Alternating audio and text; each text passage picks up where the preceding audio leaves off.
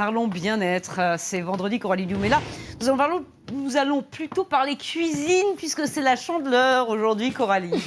Vous êtes là pour nous donner quelques astuces pour ne pas louper ces crêpes, ce qui est un véritable défi. Vous n'aurez plus aucune excuse après cette chronique, Pascal. Vous serez obligé de les réussir parce que hier, j'ai assisté, figurez-vous, à un cours de crêpes. Ça existe, un cours de crêpes? Eh bien oui, ça existe, un cours de crêpes. Alors j'ai appris tout un tas de choses très intéressantes, à commencer par le commencement, une bonne recette déjà. Alors la recette délicieuse de mon professeur Bertrand, il vous faut 1 litre de lait, 500 grammes... Demi-écrémé, crémé, entier. Entier. Bah oui, c'est la Chandeleur. Oui. On se fait plaisir, hein. On parle gourmandise. Là, c'est bien-être gourmand, là, vraiment, pour toute la famille. Donc, 1 litre de lait entier, Pascal, 500 grammes de farine, 7 œufs, 100 grammes de beurre salé, si possible. Vous aurez comme ça la bonne dose de sel dans votre préparation et 100 grammes de sucre, parce que là, on parle de pâte pour faire des crêpes sucrées. Vous mettez le beurre et le sucre directement dans la pâte. Exactement. Et alors... Maintenant, c'est l'opération. Il faut laisser reposer. Oui, il faut laisser reposer 2 heures au minimum, une nuit si possible. Mais alors, l'opération compliquée quand on fait la pâte, c'est l'opération anti-grumeaux. Les grumeaux, on les adore. Hein. Eh bien, écoutez les astuces du chef. Moi, j'ai une petite expérience qui va vous surprendre, une expérience issue du bâtiment. C'est que lorsque vous préparez du béton, vous rajoutez du sable et du ciment dans de l'eau. Pourquoi? Pour éviter les grumeaux. Donc, quand on se projette dans l'univers de la pâte à crêpes, on peut imaginer que c'est exactement pareil. Donc, on va mettre du solide dans du liquide.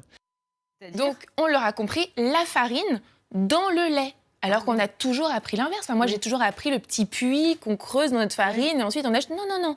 La farine après, le lait d'abord. Comme ça, vous n'aurez pas de grumeaux. Regardez, c'est la pâte que j'ai préparée avec mon chef hier. Regardez comme elle est belle. D'accord. Aucun grumeau. Voilà. Ensuite, c'est l'opération cuisson. Oui. Et bien là, pareil, on va écouter les conseils du pro. Tout simplement, verser de la pâte dans sa galetière.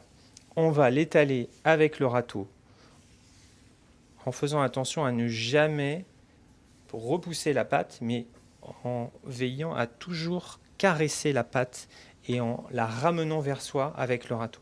Mais c'est tout un art, Coralie. Alors, voilà, ça peut paraître impressionnant comme ça, mais en fait, c'est hyper simple. J'ai testé, regardez. Allez. La grande aventure. Donc au départ, hop.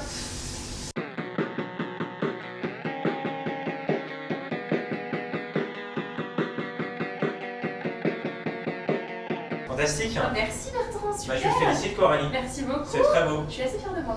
Et je pense que ça va être délicieux. Pascal, à vous maintenant, à vous de jouer. Moi, j'aurais bien voulu déguster la crêpe, elle est où? Dites-moi, Coralie, vous avez dit que vous mettiez du beurre dans la pâte à crêpes pour pas que ça adhère. Il faut remettre du beurre encore sur la Il n'y a jamais trop de beurre dans les très bonnes crêpes bretonnes. C'est une recette très gourmande. D'accord, et puis pour le coup de main, j'admire, parce que franchement... Ben voilà, vous avez de quoi vous entraîner.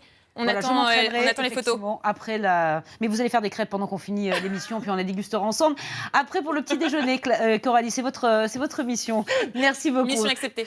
Restez avec nous dans un instant.